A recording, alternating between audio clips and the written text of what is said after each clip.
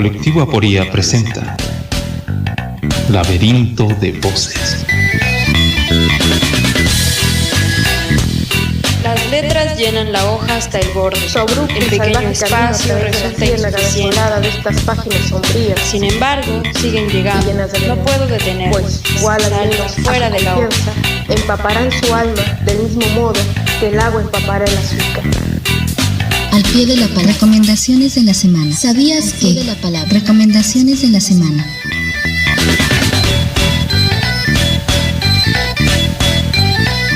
Laberinto de Voces.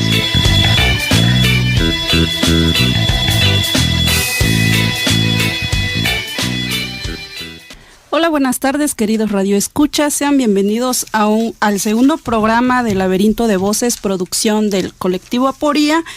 Y esta tarde les saluda Ana. Me encuentro muy bien acompañada por dos grandes hombres que esta tarde van a hacer muy amena la charla.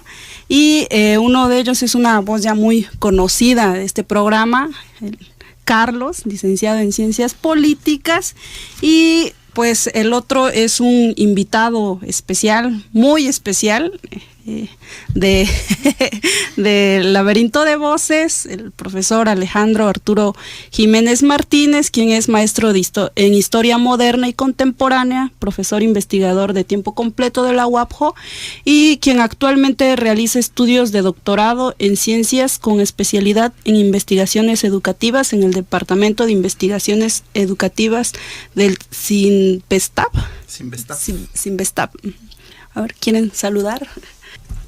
Buenas tardes, auditorio, con mucho gusto de saludarlas, chicas, Alejandro. Hola, ¿qué tal? Hola. ¿Cómo estás? Mucho gusto. Compartir micrófonos y pues, una vez más en Laberinto de Voces vamos a hablar acerca ahora de diferentes temas. Pues si quiere empezar, Ana, guiándonos. Bueno, el tema central de esta tarde es política y literatura. Queremos hacer un mayor énfasis en la política porque pues 2018 es un año sumamente importante para nuestro país. El 1 de julio vamos a elegir a un nuevo presidente, a un nuevo representante y pues va a terminar también pues la etapa, ¿no?, de gobierno de pues uno de los presidentes más criticados, más ¿por qué no? Troleados, hoy en día buleados, exacto.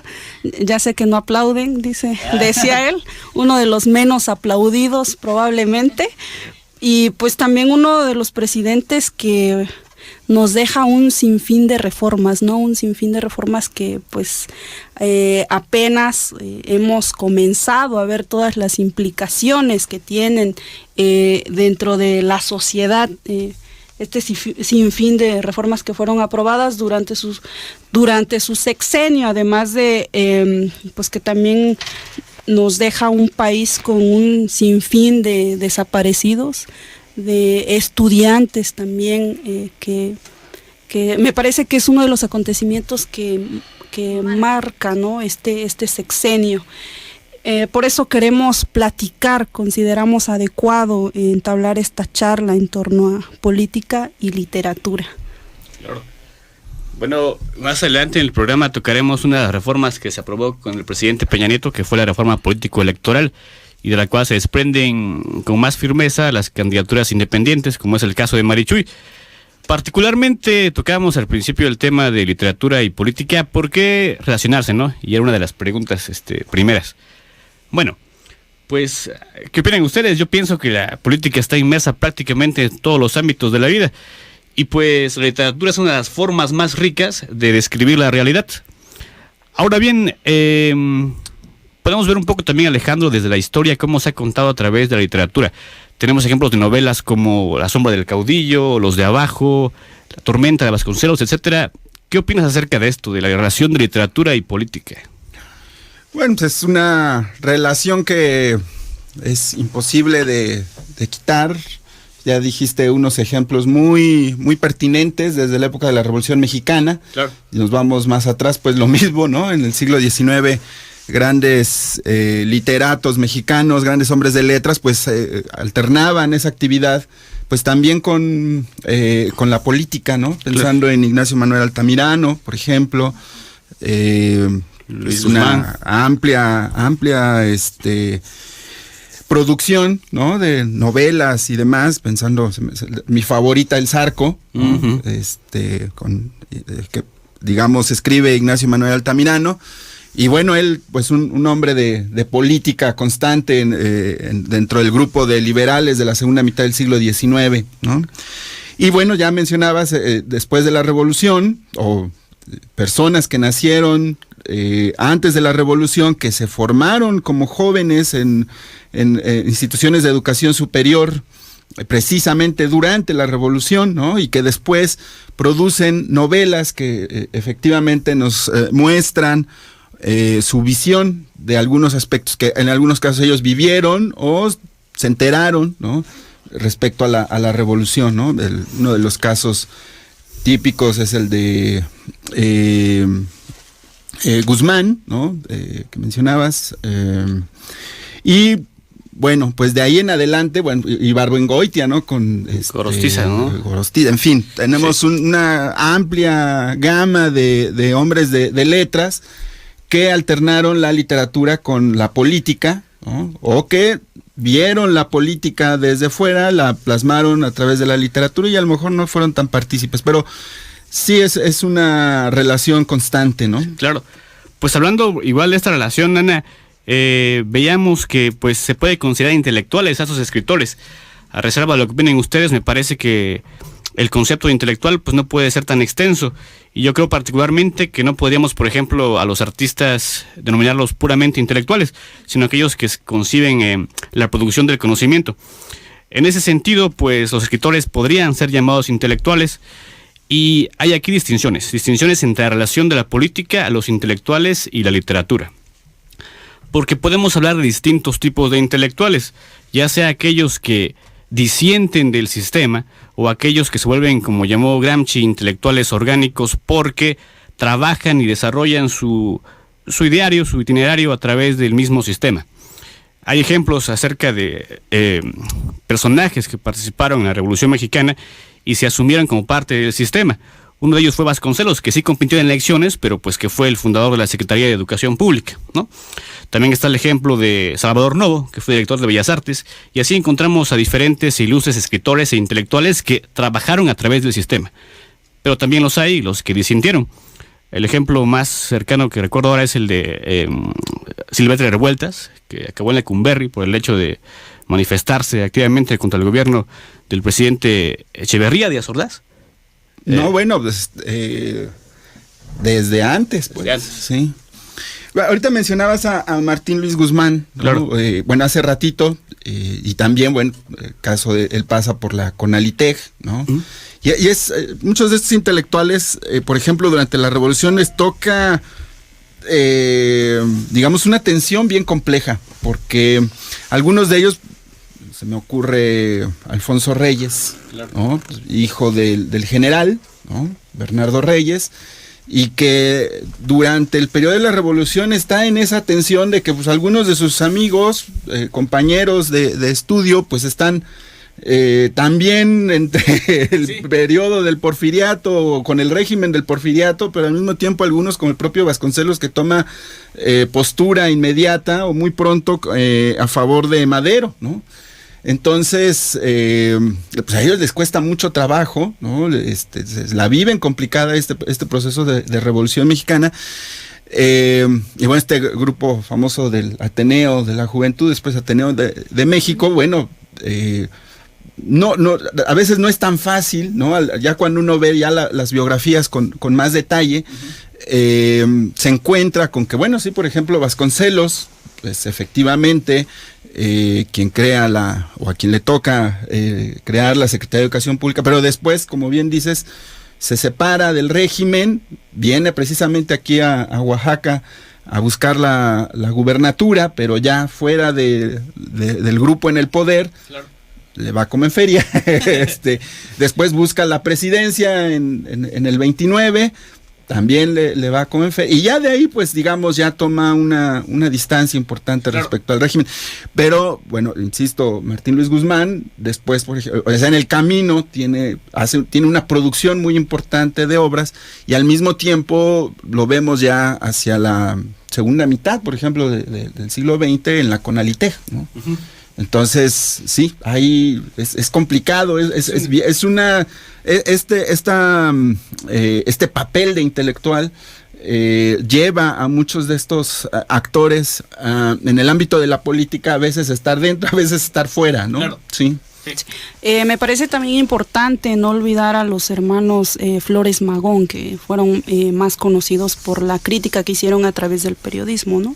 Que también hay que hacer énfasis que muchas veces a estos intelectuales, el que se conviertan en críticos o que se conviertan en militantes del gobierno, pues les cuesta el prestigio. El prestigio me refiero ya que muchas veces toda su actividad en torno a la literatura es reconocida, pero pues también se hace énfasis en la militancia política, ¿no? Entonces, continuamos con el tema, pero antes de ello vamos a enviar a la siguiente cápsula, que es, Ana, la recomendación. Sí, la recomendación de la semana.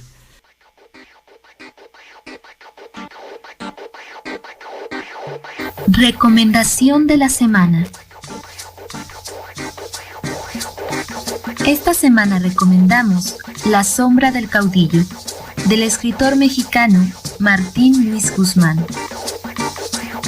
Considerada la mejor novela política mexicana del siglo XX, La sombra del caudillo, publicada en 1929, es la auténtica metáfora de la realidad corrupta de un gobierno que se dice ser heredero del ideal revolucionario. Como miembro del famoso grupo de intelectuales, el Ateneo de la Juventud, Luis Guzmán rinde homenaje a la Grecia clásica, que se observa en la atmósfera trágica que rodea a su protagonista, el general Aguirre.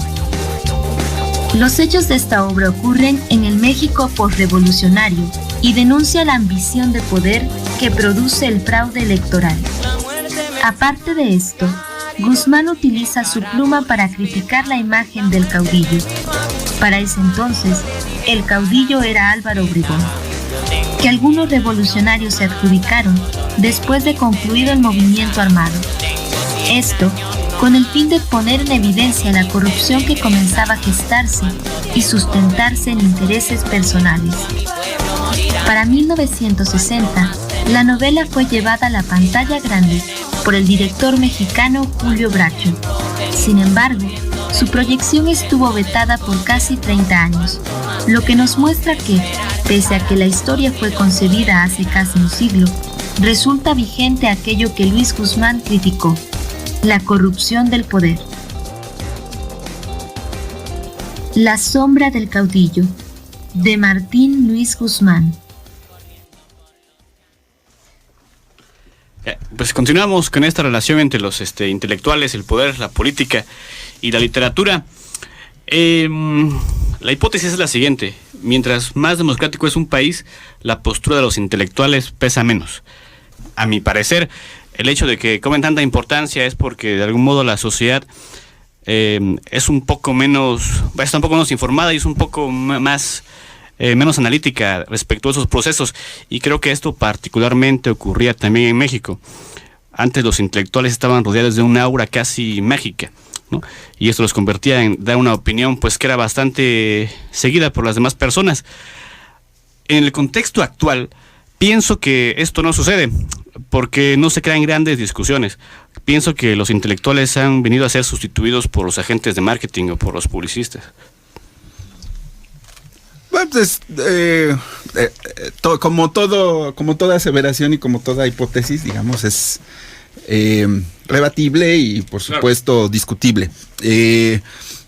Hay algo de cierto en lo que comentas, en términos de, si nosotros vemos, regreso otra vez a estos jóvenes, que además hay que pensarlos durante el principio de la revolución, finales del gobierno de Porfirio Díaz, a esta gente de la Ateneo de la Juventud, como gente muy joven, como de la edad de las personas que veo aquí, ¿verdad? Ay, gracias. Sí, o sea, andaban, pues el más joven, Alfonso Reyes, pues no pasaba de 18, 19, 20 años, ¿no? Pero eso sí, unos tipos con una preparación y una formación formidable, que sí, efectivamente, hacía diferencia muy, muy fuerte con respecto al resto de la población. Y que al mismo tiempo, y digamos por esta misma preparación, no había los suficientes, las instituciones mismas no les eran, no cabían, por decirlo de algún modo, en estas instituciones. Es decir, ellos querían ser humanistas, pero no había en la universidad espacios para, por ejemplo, estudiar historia, filosofía, ¿sí? Bueno, la universidad recién fundada en 1910, ¿no? No había un espacio para estudiar filosofía. Entonces encontramos a un José Vasconcelos o al mismo Alfonso Reyes, ¿no? Pues tenía que estudiar Derecho, ¿no? Y esta dinámica de que los intelectuales pasaran por la Facultad de Derecho, por las escuelas de Derecho, no solo en la capital, sino en los diferentes estados del país. Lo mismo pasó en Oaxaca, ¿no? Tenemos gente que quería estudiar historia. Ahorita estoy haciendo una investigación sobre Luis Castañeda Guzmán. Pues él quería estudiar historia, pero pues para eso tenía que haberse ido a la Ciudad de México, y fue quizá una de las cosas que lo limitaron para poder realizar un trabajo pleno como historiador, ¿no? Pero bueno, aún con ese obstáculo, estudiaban Derecho, tenían habilidades, tenían la capacidad para haber estudiado filosofía, literatura, historia, en fin, cualquier otra de las humanidades, pero no había los espacios para esto, ¿no? Entonces, ahí, digamos, íbamos a encontrar un abismo entre estos intelectuales que de alguna manera, al mismo tiempo que van a instituciones, también son muy autodidactas. Y tienen los medios para poder hacerlo. Pueden conseguir los libros de algún modo, pero también no es fácil conseguir los libros, por ejemplo, los clásicos griegos, en fin, esa es una de las medidas que toma el propio José Vasconcelos en la SEP, el tratar de difundir a los clásicos griegos en las escuelas, ¿no? Que la población pueda tener acceso a esto. Entonces, es todo un proceso, ¿no? O sea, la hipótesis que planteas nos remitiría a identificar cómo se ha dado en México durante el siglo XX este proceso de un grupo pequeño de élite intelectual a la posibilidad de que mayor cantidad de personas puedan acceder paulatinamente o de manera rápida. Bueno, pues aquí ha sido bastante paulatino, todavía no erradicamos el analfabetismo, pero cómo en el camino vamos, tomando mejores condiciones, mayores habilidades, más gente que va y puede acceder, y podemos acceder aún de, digamos, estratos de población muy pauperizada, sí, a poder acceder a las universidades, ¿no? Pero aquí hay otro factor que tú bien señalas, ¿no? El otro factor de cómo los medios de comunicación también en el camino, pensando en la televisión, todavía a mí me tocó, creo que a ustedes ya no les tocó, pero en la época de los años 70, 80, bueno, pues este famoso término de la caja idiota, ¿no? Claro. O sea, y entonces en las casas de alguien que pretendía ser intelectual o que quería hacer ciencia, pues estaba prohibido ver la tele, ¿no? O veías ciertos programas y punto, ¿no? Porque la televisión era la manera, o es un medio a través del cual pues hay un proceso formativo, sin duda, ¿sí? Y luego entonces, pero ahora ya a ustedes ya no les toca la televisión, ahora es más, desafortunadamente cada vez menos gente escucha radio, sí, por ejemplo, pensando en el medio en el que estamos ahorita, ¿no? Cada vez menos gente escucha radio, cada vez menos gente, no sé si afortunado o desafortunadamente, ve televisión, y más bien la gente pues está en Facebook, está en en internet, Sí, claro. ¿no? Pero que también las redes sociales se han convertido en una herramienta, ¿no? Para los intelectuales, para emitir una opinión. Sí, Cuando incluso se convierte en una noticia sensacional, que muy difundida, cuando un intelectual tuiteó tal cosa, publicó en Facebook tal cosa, difundió un video donde emite su opinión. Y pensemos también en los intelectuales que ahorita son partícipes, ¿no? Desde la crítica o desde la militancia dentro de la política.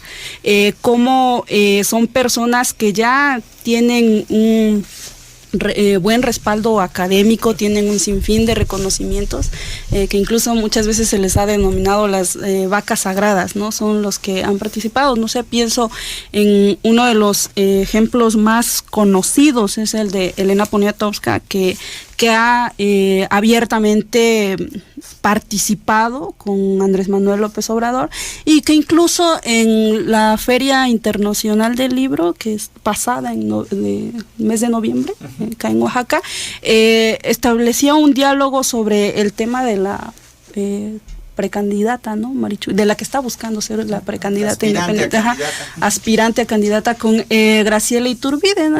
Que ellas festejaban precisamente esta iniciativa, y que pues también dejaban visto un poco los matices, las dificultades que había, además de que hacía la invitación a Andrés Manuel López Obrador de que votara por Marichuy, ¿no? Algo interesante. Ella dice abiertamente que lo ha apoyado, que ha trabajado con él, pero que a ella le gustaría que votara por Marichuy, y también manifestaba la alegría que tiene Villoro en torno a esta candidatura. Y pues también un sinfín de intelectuales que han apoyado esta búsqueda, la precandidatura, como pues Toledo acá en Oaxaca. Bueno, vamos a mandar a la siguiente cápsula y seguimos con esta charla. ¿Sabías que? ¿Sabías que el Congreso Nacional Indígena es un espacio político de reflexión y decisión en donde todas y todos los indígenas de los pueblos originarios de México tienen la palabra para decidir colectivamente? Ante los 5 siglos de exterminio, violencia, dominación y despojo hacia los pueblos originarios, el 12 de octubre de 1996 se constituyó el primer Congreso Nacional Indígena para defender el reconocimiento constitucional de los derechos colectivos. Así, en tiempos donde el capitalismo avanza y devora todo a su paso, el CNI expresa su posicionamiento político en los siguientes principios. Nunca más un México sin los pueblos indígenas. Nunca más un México sin nosotros. Porque el cuidado de la vida y de la dignidad es obligación de todos. Hay que servir y no servirse. Construir y no destruir. Representar y no suplantar. Convencer y no vencer. Obedecer y no mandar. Bajar y no subir. Proponer, no imponer. Estas son hoy nuestras exigencias. Bueno, pues estamos de regreso en Laberinto de Voces. Los invitamos a que se pongan en contacto con nosotros a través del 51 110 59 o en Facebook, en la página de Colectivo Aporia o de Radio Universidad. Pues estamos ya charlando, ¿no?, sobre la política, sobre el panorama ya próximo en julio de las elecciones. ¿Cuál es este panorama que tenemos? ¿Cuáles son las opciones a las que nos vamos a enfrentar o con las que nos vamos a encontrar en las boletas al momento de ir a emitir nuestro voto? Claro, pues las opciones son los partidos políticos, que son 9, ¿no? Los conocemos, van coaliciones, de hecho, de 3. La coalición entre PANAL, Partido Nueva Alianza, Verde Ecologista y el PRI, que es José Antonio Mitz, quien seguramente será el candidato. La otra es la alianza entre PAN, PRD y Movimiento Ciudadano, que es el Frente Democrático y cuyo principal candidato es Ricardo Anaya. Y la otra es la de Andrés Manuel, que cabeza Morena, el Partido de Encuentro Social y el Partido del Trabajo. ¿no? Las demás, pues, se remiten a las candidaturas independientes que aún están en proceso. En general, el panorama México de las elecciones, pues, es un reto. En principio, son las elecciones que más presupuesto van a ocupar en la historia de México, y también van a ser las elecciones más fiscalizadas y más observadas en todo el país. Esto nos remite a que, pues, tenemos que ser como ciudadanos bastante partícipes de esta elección, pues, para que no se cometan actos que deriven en detrimento de la democracia. ¿Qué panorama tenemos? Pues tenemos decidir entre los partidos políticos y los candidatos ciudadanos. El panorama en general también tiene que ver con el hecho de que hay desigualdad en la competencia. Y lo vemos desde el principio, porque para que un partido político pueda ser tal, necesita reunir el 0.26% del padrón electoral. Para que un candidato ciudadano se registre como tal, necesita el 1% del padrón electoral, y el presupuesto que se les va a asignar cuando sean candidatos independientes va a ser el 2% del total del presupuesto que se asigna a los partidos políticos. El 2% es prácticamente nada, ¿no? Entonces vemos que son condiciones bastante extremas las que van a enfrentar los candidatos independientes, que van a tener dos formas de recaudar recursos, porque es mixto, público y privado. Sin embargo, no pueden rebasar cierto tope de campaña. Y los partidos políticos van a recibir este dinero 30% de forma equitativa de la bolsa total, que son aproximadamente 7,000 millones de pesos, y el otro 70% se va a repartir de modo equitativo según hayan tenido la votación en las elecciones anteriores, federales anteriores. Es decir, de forma proporcional al número de votos. Si el PRI obtuvo más votos en las elecciones a diputado federal, que fueron las anteriores, va a obtener más presupuesto, y el PAN más presupuesto, etcétera. Los candidatos independientes no, y corren el riesgo, pues, seguramente de no solamente es presidente, ¿no? Diputados, senadores, etcétera, no competir en iguales condiciones de igualdad. Pues sí, el 24 de octubre pasado, Villoro emitía un comunicado, una crítica en torno a todo este proceso de registro de los candidatos independientes. Criticaba mucho al INE en cuanto a la app que sacaron para poder recolectar firmas. Lo que él hacía énfasis en que en muchos lugares del país pues no se tiene acceso al internet, ¿no? En primer lugar, y en general hace una crítica a todo este protocolo, a todo este proceso que hay para el registro y para el reparto de prórrogas. Ajá, también del presupuesto. ¿Qué sucede? ¿Cómo es que se llega a ser un candidato independiente? ¿Cuál es el proceso que hay que pasar? ¿Y cuáles son las opciones que ahorita están, ¿no? buscando aparecer en las boletas como candidatos independientes? Porque conocemos el caso de Margarita Zavala, el caso de Marichuy, el de Bronco, pero ¿qué es lo que...? Hay un preregistro. Tienen que cumplir requisitos tales como tener un acta constitutiva de una asociación civil, y después tener una cuenta de banco para que les depositen ahí el dinero para que van a ocupar en la precampaña. Después de que reúnen esos requisitos, acceden a ser aspirantes a candidatos independientes, y tienen que reunir por lo menos, como decía, el 1% del padrón nacional para registrarse. Solamente que esta votación, que son aproximadamente 900,000 votos, un poco menos, tiene que estar repartida proporcionalmente en 17 estados de la República. Entonces, una vez que cumplan esos requisitos, el INE fiscaliza cómo ocuparon los recursos y valida las firmas que se dan a través de la app. Si todo esto se cumple, se les da el título o la constancia de candidatos independientes. Esto para el caso de los candidatos a presidentes de la República, porque también hay candidatos independientes para senadores y para diputados. En este caso tienen que cumplir con el 2% del padrón electoral, en el caso de los senadores, pues de los estados, y de los diputados de los distritos respectivos, ¿no? Entonces vemos que son candidatos bastante en retroceso, porque si se quiere incrementar la participación democrática y se quiere cumplir el derecho de ser votado y votar a los ciudadanos, pues esto no abona en prácticamente mucho, ¿verdad?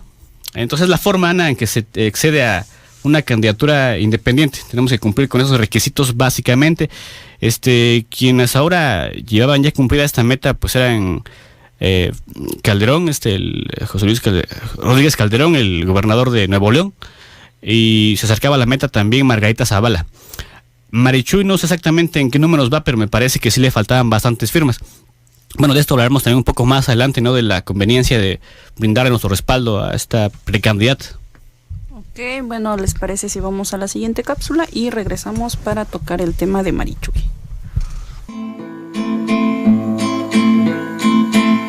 Pasamanos y huipil, desde su Chiapas natal, a darle voz al Tzotzil, Ramona fue a la capital.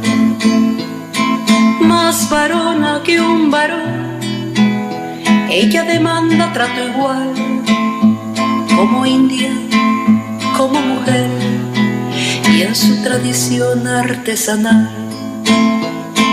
Cuerpo pequeño que guarda un alma que es de gigante, ojos vivos en que se ve el legado de la explotación. No teníamos que perder, dijo Ramona a la nación. Desde hace mucho se nos mató por nuestro sexo y nuestro color. El cáncer se devoró a esta indígena Tzotzil, que engalanada en un huipil, en zapatista se convirtió. Ramona, le dijo Cedillo, voy a hacer que te curen el cáncer. Y ella le contesta, nosotros nos levantamos en armas para que todos nuestros pueblos tengan salud, no para que ustedes me curen a mí.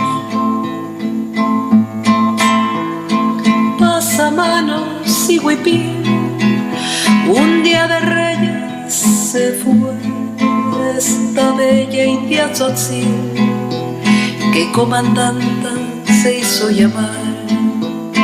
Pasamanos y huipil, un día de Reyes se fue esta bella india Tzotzil, que comandanta y no comandante se hizo llamar.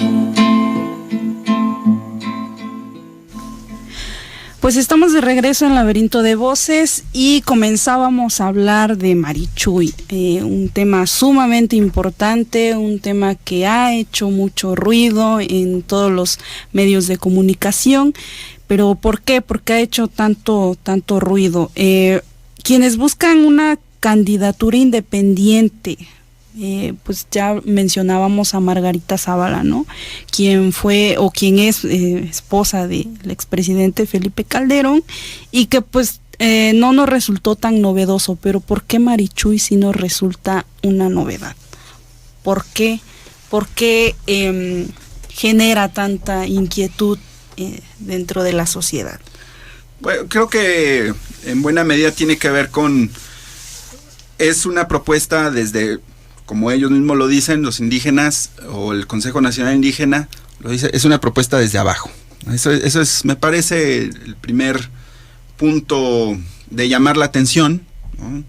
La mayoría de los candidatos independientes, o que ahora se dicen independientes, pues más bien vienen de muchos partidos, de algunos de los partidos políticos, ¿no? Sí. Entonces, de hecho, se percibe que hay parte de esa estructura de esos partidos políticos inmerso en la búsqueda de estos apoyos, ¿no? En cambio, pues aquí es precisamente la idea de dar voz a los que no han tenido la voz, ¿no? Nuestra sociedad es algo contradictoria, ¿no? Ya es parte de la historia de este país, ¿no? El siglo XIX los historiadores, los intelectuales se preguntaban, pues, ¿cuál es el origen de este país? ¿El origen está en España o el origen está en los indígenas? Y muchos intelectuales decían, pues está en España, ¿no? Porque hablamos español, porque somos católicos, porque casi porque pues de allá vino la civilización, ¿no? Sí. Y ya en la segunda mitad del siglo XIX hay, digamos, se revalora la raíz indígena, y entonces pues ya ahora, pues de repente sí decimos somos algo mestizos, de repente todavía en el siglo XX la educación lo que buscaba era tratar de homogeneizar, hacer a todos iguales en cuanto a la lengua, ¿no? Y dejar de lado la cultura indígena, o las culturas indígenas. Entonces, nos encontramos ya ahora en este momento en el cual, no en este momento, es 94, hace rato fuera del aire lo comentabas, el momento en el que aparece el EZLN es muy importante, el momento en el que va a dar inicio el Tratado de Libre Comercio. Y entonces, bueno, pues sí, somos muy abiertos al mundo, pero pues no somos abiertos a nosotros mismos, ¿no? Claro. O al menos a un sector de la población importante de este país, ¿no? Entonces, me parece que por ahí anda lo que podemos valorar de la propuesta de Marichuy. Por un lado, darle la voz a los indígenas, luego las mujeres, que también ese es otro papel ha habido candidatas mujeres, recuerdo a Rosario Ibarra en los años 80, pero digamos, venía digamos del PRT, que era un partido que se asumía a favor de los obreros, etcétera. Pero difícilmente hemos visto en las plataformas de los partidos políticos propuestas relacionadas con los indígenas, con la defensa de la tierra, con buscar una sociedad autosustentable, en fin. Entonces, eso me parece a mí que es lo que, algunas de las cosas de las que podemos valorar precisamente esta candidatura. Sí, vamos, dos de los presupuestos básicos de la democracia, y que muchos autores están de acuerdo en esta definición, pues es la libertad y la igualdad. Y comentábamos también fuera del aire que lo que los propios miembros del Consejo Nacional Indígena decían no era que buscaran ganar la candidatura a la presidencia, sino dar voz a todas sus propuestas y entonces generar condiciones de igualdad. Me parece que es ahí donde está la clave para apoyar a Marichuy y pues de algún modo exhortar, ¿no?, a apoyar para que se pueda registrar como candidata independiente. Más allá de cuál sea el voto que se emita el 1 de julio en las casillas, me parece que es casi un deber ciudadano, si queremos condiciones de igualdad y de pluralidad y una sociedad democrática, apoyar ese tipo de expresiones que han tenido, pues han estado en la marginación histórica en México. Sí, también hacer énfasis que esta búsqueda de igualdad ha sido uno de los elementos fundamentales del movimiento del EZLN. Escuchábamos una cápsula referente a la comandante Ramona, que pues si bien no han sido tan visibles, pero pues tienen gran importancia dentro de este movimiento, ¿no? Me parece también importante recalcar que la comandanta fue la creadora de la ley revolucionaria de las mujeres, una ley sumamente importante en este movimiento porque busca la igualdad de las mujeres en cuanto a participación, en cuanto a acceso a educación, a salud y un sinfín de cosas. Entonces es sumamente importante pues participar, ¿no? Apoyando a que se logre esta representación para que de una mujer dentro de las precandidatas, candidatas a la elección del próximo 2018. Sí, caray, pues remarcaba Sana este movimiento, ¿no?, que viene pues desde la disidencia del Ejército Zapatista de Liberación Nacional, y que pues no podemos confundir que ya no es el hecho de que solamente se busque restablecer cierta equidad a través de las armas, sino que están buscando otras vías, y qué mejor que la movilización política para conseguir pues fines tangibles que se reflejen en las leyes. Me parece, no sé, reserva lo que digan, que estamos sobre tiempo y que vamos a mandar a... ¿Ya terminamos? Sí, ya. Se nos fue el tiempo. Pues lamentablemente, sí, son las 7 ya. Bueno, pues queremos agradecer la presencia de nuestro invitado especial. Sí, del profesor Alex. Esperamos contar con su participación en próximos programas. Agradecer también a la cabina de radio y no sé si quiera agregar algo más, profe. No, solamente agradecer la invitación y claro que sí, por aquí espero que nos veamos pronto. Ok, y escuchen Política Clandestina de los lunes a las 5 de la tarde. Pequeño comercial. Bueno, pues los esperamos el próximo miércoles y nos despedimos con la última cápsula.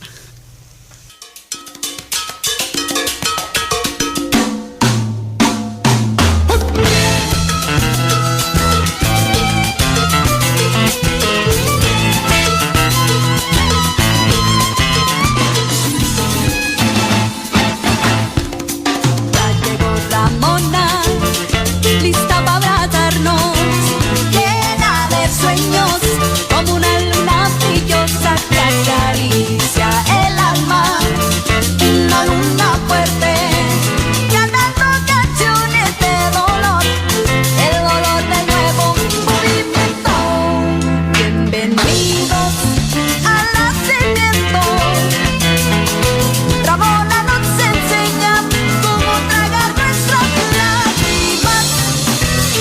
sobreviví.